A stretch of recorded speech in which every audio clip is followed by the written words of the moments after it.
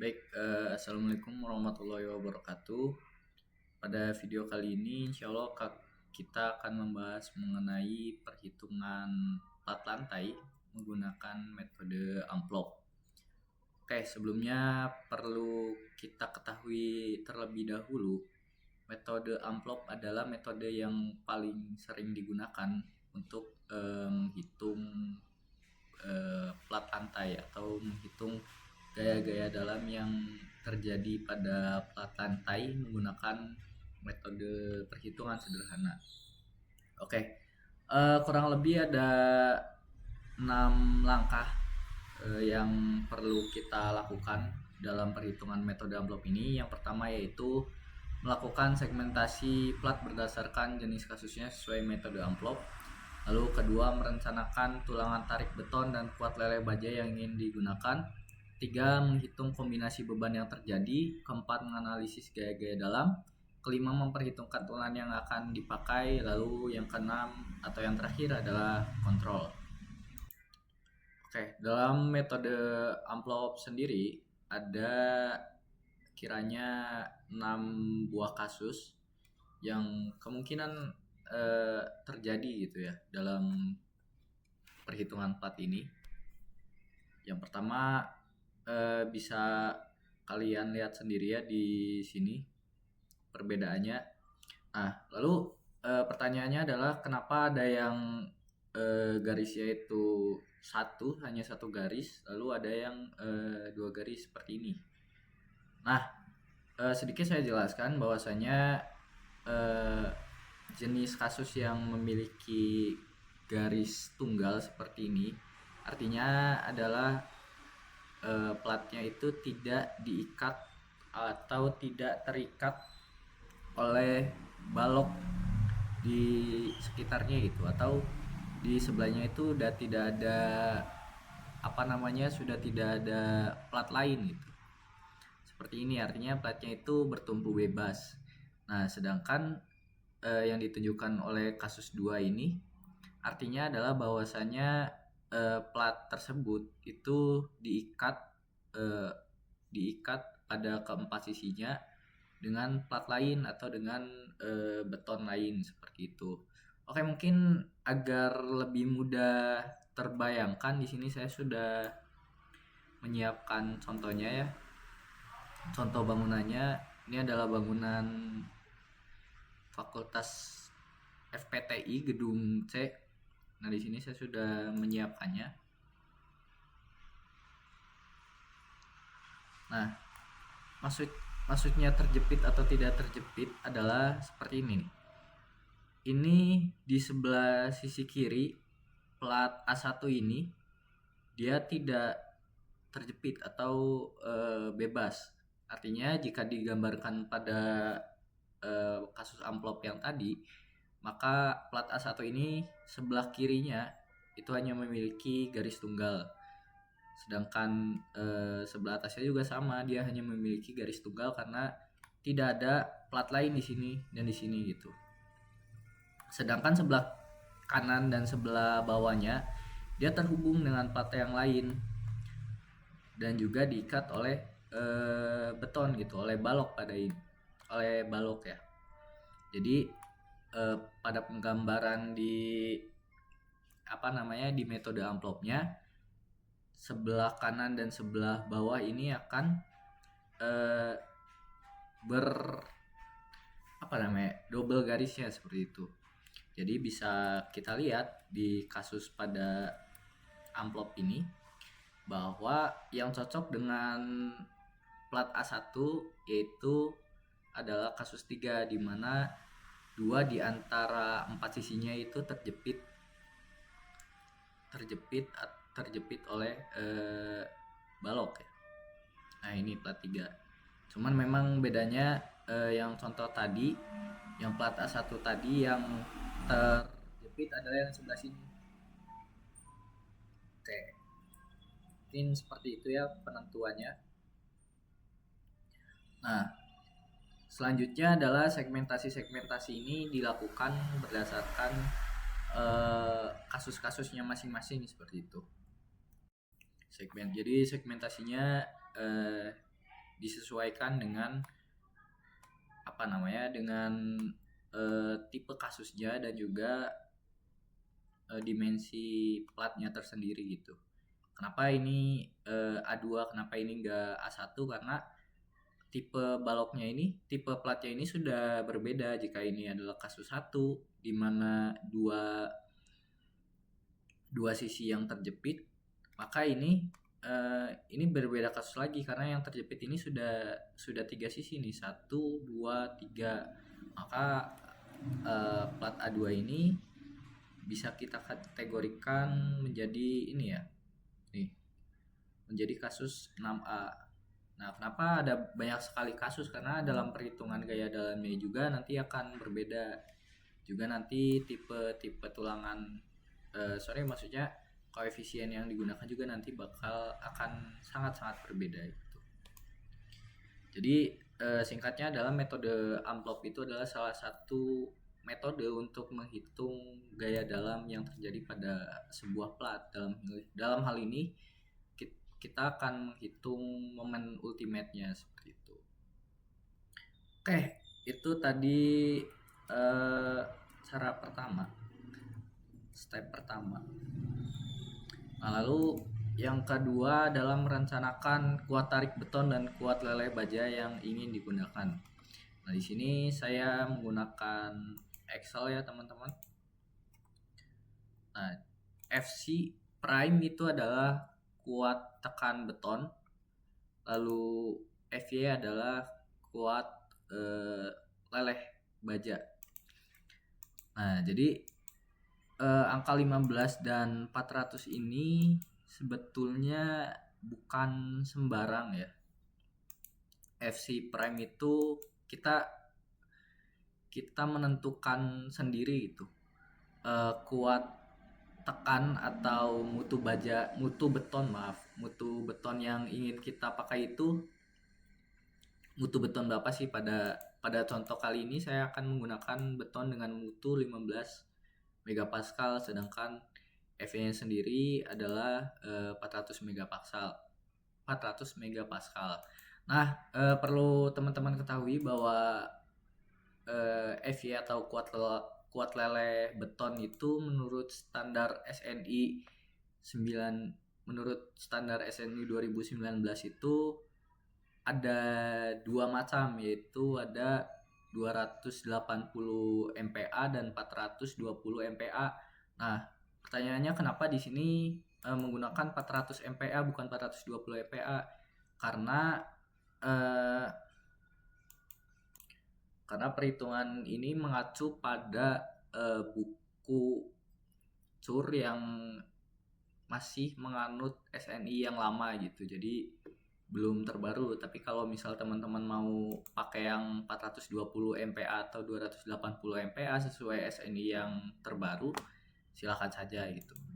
Nah, oke, tadi selain menentukan FC prime dan juga FY, kita juga perlu mencari selimut beton gitu, menentukan selimut beton.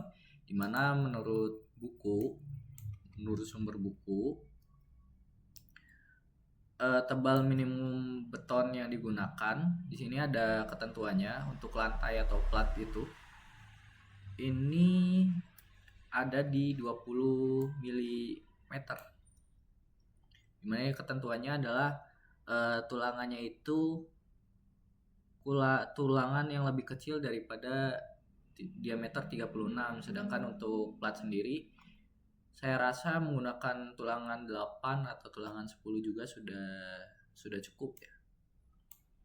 Nah, makanya di sini saya menggunakan yang 20 mm untuk selimut betonnya. Lalu untuk lebar plat, kenapa di sini 1000? Karena dalam perhitungan plat itu sebenarnya hampir mirip dengan perhitungan beton. Yang membedakan adalah perhitungan plat itu dihitungnya per 1 meter. 1 meter sekali ya, seperti itu. Nah, oke. Selanjutnya kita masuk ke step berikutnya, yaitu menghitung kombinasi beban. Oke, dalam perhitungan plat ini ada dua jenis beban yang kita masukkan, yaitu beban mati dan juga beban hidup, dead load dan juga live load. Jenis-jenis beban mati sendiri itu ada banyak, namun yang saya masukkan di sini hanya beberapa saja, yaitu beban sendiri plat, beban pasir, beban spesi, keramik, juga plafon plus penggantungnya. Nah, di sini ada pertanyaan, mengapa harus ada pasir dalam sebuah plat itu? Jadi dalam ilmu konstruksi bangunan, kita tidak bisa memasang yang namanya keramik itu langsung di atas plat, karena sifat beton itu dapat memuai dan juga dapat memampat seperti itu. Jadi ketika beton itu memuai atau sebaliknya, keramik itu bisa berpotensi untuk mengalami keretakan atau mungkin pecah. Maka dari itu tidak dibenarkan menaruh keramik langsung di atas beton, maka harus kita isi dengan urugan pasir. Jadi di sini kita menggunakan pasir dulu sebelum memasang keramik gitu. Di sini pasirnya hanya setebal 1 cm, sedangkan spesinya 3 cm, atau bisa misal mau 2 cm juga, disesuaikan saja. Lalu di sini juga ada tebal platnya sendiri, yaitu 125. Nanti saya jelaskan kenapa 125. Lalu untuk keramik dan juga plafon ini sifatnya satuannya itu langsung kilonewton per meter persegi.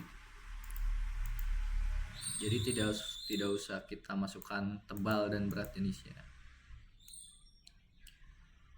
Oke, di sini kita kalikan dengan berat jenisnya. Berat jenis dari beton yaitu 24, pasir 16, spasi itu 22. Ini dapatnya dari tabel ini ya. Nah, lalu kita jumlahkan sehingga mendapatkan dead load-nya yaitu 4,04 kN per meter persegi. Nah, sedangkan live load-nya di sini kita memperoleh angka 2,5 meter persegi karena menurut SNI untuk gedung perkantoran sendiri sesuai tabel ini live load-nya itu hanya sebesar 250 kg meter persegi, atau jika kita konversikan ke dalam bentuk kilonewton per meter persegi adalah 2,5 kilonewton per meter persegi. Nah, lalu kita kombinasikan kedua beban tersebut dengan faktor ini, yaitu 1,2 dead load ditambah 1,6 LL. Didapatlah hasil dari kombinasi pembebanannya adalah 8,848 kN per meter persegi. Oke, selanjutnya kita masuk ke step selanjutnya. Mungkin ini adalah step yang paling panjang ya, yaitu menganalisis gaya-gaya dalam yang terjadi.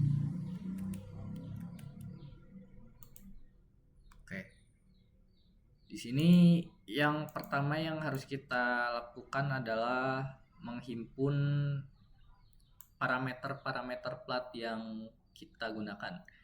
Nah, contohnya di sini tadi saya menganalisis pada plat A1 ya. Nah, yang ini kita analisis terlebih dahulu dimensi platnya. Di sini 7000 kali 3500 mm. Kita masukkan ke sini. Oh ya, L-nya itu adalah bentang terpanjang, sedangkan LX itu kita anggap sebagai bentang terpendek. Jadi yang panjang ini kita sebut LY, yang ini kita sebut LX untuk mempermudah. Lalu di sini ada faktor reduksi. faktor reduksi sebesar 0,8. Nah, lalu ini ada LY per LX nya. Ini untuk menghitung di di amplopnya ya. Itu LY per LX nya itu kita dapatkan 2. Nah ini tebal plat minimum menurut SNI 2847 itu adalah untuk mutu baja 420 itu LN per 30, maka untuk minimumnya adalah kita dapatkan 106 mm lah. Lantas kenapa yang digunakan tebal plat yang digunakan adalah 125 mm? Karena menurut SNI plat tanpa drop panel itu minimum tebal minimumnya adalah 120 mm. Itu kata SNI. Jadi saya menggunakan tebal yang paling minimum yaitu 125 mm. Nah, lalu lebar plat seperti yang saya jelaskan tadi yaitu 1000 mm. Lalu Romax dan Romin. Romax adalah rasio tulangan maksimum yang bisa kita gunakan. Sedangkan Romin adalah rasio tulangan minimum yang bisa kita gunakan. Nah, Romax dan Romin itu kita pakai dari sini, dari tabel ini dari buku juga. Untuk plat kita lihat di sini kita menggunakan FY 400, maka Rominnya kita menggunakan 0,0018, sedangkan untuk Romaxnya kita menggunakan FY 400 dan juga FC Prime 15 kita gunakan 0,0122. Nah, kita masukin sini. Lalu diameter tulangan arah X dan juga diameter tulangan arah Y kita rencanakan menggunakan tulangan besi ulir 8 mm. Nah, lalu tinggi efektif arah X dan juga arah Y ini dapatnya biar mudah kita gambarkan saja ya di sini. Nah, jadi tinggi efektif adalah jarak dari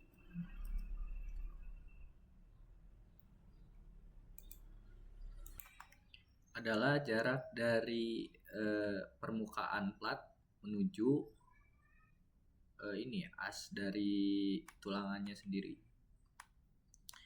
Nah, di sini ada tulangan arah Y dan juga tulangan arah X. Nah, tulangan arah Y ini harus diletakkan di bawah tulangan arah X. Nah, caranya adalah kita ukur saja. Di sini saya menggunakan dimension. Nah, kita ukur. Nah, di sini kita ukur dari permukaan plat menuju tulangan Y ke asnya ya. Ini 101, satuannya adalah milimeter, sedangkan dari permukaan plat ke tulangan X di sini jaraknya adalah 93. Jadi bisa kita simpulkan bahwa dx-nya adalah 93 dan dy-nya adalah 101. Oh, kebalik. dx-nya adalah 101 dan dy-nya adalah 93. Jadi yang di bawah adalah kebalik ya. Yang di bawah adalah tulangan arah X, tulangan X. Nah, lalu yang di atas adalah tulangan Y. Oke. Nah, oke, itu tadi sudah ya untuk data-data dari plat. Nah, selanjutnya adalah Nah, selanjutnya kita menghitung momen yang terjadi pada setiap tulangan. Di sini kurang lebih untuk setiap kasus ini berbeda-beda ya. Jadi pertama kita tentukan terlebih dahulu kasusnya itu kasus keberapa. Nah, lalu setiap kasus ini berbeda-beda. Ada yang 4 jenis tulangan, ada yang 5 jenis tulangan. Dan kebetulan di sini untuk kasus 3 itu ada 6 jenis tulangan, yaitu ada tulangan lapangan arah X, tulangan lapangan arah Y, tulangan tumpuan arah X, tulangan tumpuan arah Y, lalu tulangan insidentil atau tulangan jepit tak terduga arah X, dan juga tulangan insidentil arah Y. Jadi untuk kasus 3 ini ada lengkap ya ini untuk jenis-jenis tulangannya, dan juga momen yang diperhitungkan juga 6-6-nya gitu. Oke, selanjutnya itu kita tentukan dulu ini koefisien yang di sini. Ini tuh diperoleh dari pembagian LY per LX ya di sini. Nah, kan tadi kita sudah memperoleh LY per LX nya adalah 2. Maka di sini kita menggunakan tabel yang ini. Yang di sini untuk kasus 3. Nah, yang ini, yang terakhir ini. Kasus 3. Nah, caranya adalah kita masukkan terlebih dahulu ini untuk koefisiennya. Kita masukkan ke sini. Nah, ini ya, jangan salah ya. Ini yang 2. Nah, lalu tinggal tarik saja ke bawah.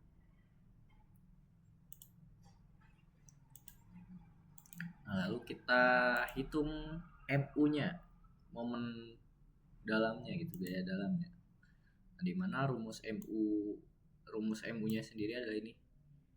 0,001 ini koefisiennya. Jika nanti koefisien yang dipakai adalah di sini misalnya koefisiennya 72 gitu, berarti ini tinggal ganti menjadi 0,72 kali WU. WU adalah kombinasi beban yang ini dikali LX pangkat 2 kali X. LX itu berarti panjang arah X ya, panjang ininya LX. Nah, ininya LX, bentang terpendek. Nah, ini LX ya, LX pangkat 2. Nah, X ini nggak usah dianggap. Nah, seperti itu ya untuk perhitungannya. Nah, ini rumus di Excelnya. Lalu dalam satuan kilonewton-meter, berarti nanti LX-nya kita konversikan terlebih dahulu ke dalam satuan meter. Nah, begitu langsung nanti kita tarik ke bawah.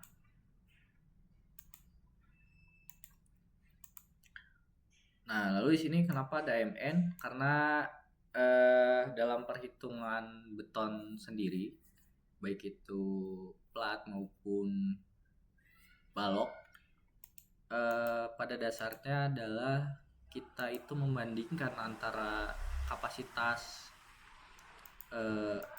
MN-nya dibandingkan dengan MU atau gaya dalam yang terjadi gitu. Apakah MU-nya ini sudah lebih kecil daripada MN atau kapasitas momennya, atau justru malah lebih besar. Nah, jika di sini bisa kita lihat ya bahwa MU-nya ini sudah lebih kecil daripada MN-nya, maka plat yang kita desain ini sudah aman seperti itu. Nah, jika MU MN-nya sudah aman, maka kita bisa ke step yang terakhir, yaitu menghitung tulangan. Nah, oke, selanjutnya kita masuk ke step yang kelima, yaitu menentukan tulangan. Nah, jadi pada penentuan tulangan ini kita akan menentukan tulangan-tulangan berdasarkan jenis momennya. Pada momen lapangan arah X berarti kita menentukan tulangan lapangan arah X dan juga seterusnya ya, sampai tulangan insidentil. Nah, di sini saya sudah menuliskan rumus dari Di sini caranya adalah kita tentukan terlebih dahulu atau kita cari terlebih dahulu roh hitungnya. Di mana rumus roh hitung sendiri saya sudah siapkan, yaitu seperti ini. Rumus roh hitung adalah 0,8 FC bagi FY kali 1 min akar 1 min 2 kali MN per BW kali D kuadrat per 0,8 FC aksen. Nah, kurang lebih seperti ini ya rumusnya. Nah, ini lalu didapatkanlah rho untuk tulangan lapangan arah X ini adalah sebesar 0,008249, ini rho hitungnya. Nah, sampai untuk tulangan insidentil arah Y. Nah, selanjutnya ketika rho hitung sudah kita ketahui, maka kita harus menentukan rho perlu atau rho yang dipakai dalam analisis kebutuhan tulangan nantinya gitu ya. Nah, caranya adalah jika rho hitung itu lebih besar, kan tadi kita sudah menghitung atau mencari rho min dan rho maxnya. Jika rho hitung lebih besar daripada rho min, maka yang kita gunakan adalah rho hitung. Jika rho hitung lebih kecil daripada rho min, maka yang kita gunakan adalah rho min. Jika rho hitung lebih besar daripada rho max, maka perhitungan kita yang perlu ditanyakan atau perhitungan kita yang perlu kita analisis ulang kembali, atau dimensi platnya yang harus kita ubah atau perbaiki seperti itu. Nah, di sini rho hitungnya lebih besar daripada rho min, maka kita menggunakan rho hitung. Nah, untuk arah Y, lapangan arah Y ini ternyata rho hitungnya lebih kecil daripada rho min, maka yang kita gunakan adalah rho min di sini. Seperti itu. Terus selanjutnya hingga jenis tulangan yang terakhir. Nah, lalu kita juga perlu mengidentifikasi luas tulangannya. Nah, ini AS-nya, AS maksimumnya kita lihat berapa. Ini ya rumusnya.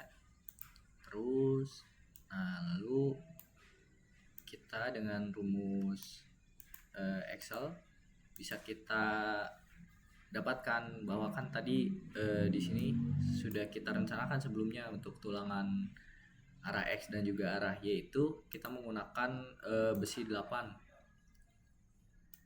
Nah, maka di sini semuanya kita menggunakan besi 8 dengan jarak antar tulangan itu berbeda-beda. Ada yang 175 mm, 250, 100, 175, 250 dan 250. Nah, ya mungkin seperti itu. Lalu langkah terakhir tinggal kita cross check saja apakah tulangan yang kita desain atau perhitungan ini sudah sesuai atau belum. Seperti itu. Oke, mungkin kurang lebih caranya adalah demikian, dan nanti ini akan saya share ya untuk Excelnya sebagai bahan pembelajaran.